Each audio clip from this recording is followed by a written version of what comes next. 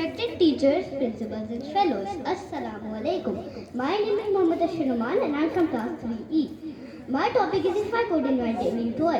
If I could invent a new toy, it would be a little time machine that I wear on my wrist.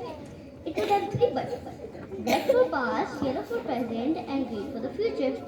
I would press the red button to go on my parents' childhoods and see if they were naughty or not. You know, moms always say, I will let you beat into my childhood. I will see if some of it's correct or not.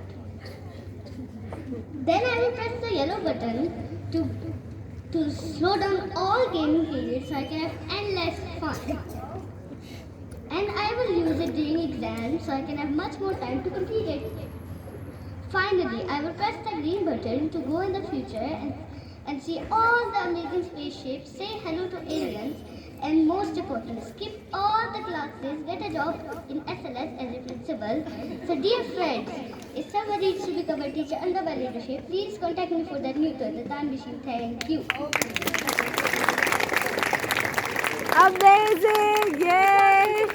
Good job, Ashar! Yay! Now let's begin with 3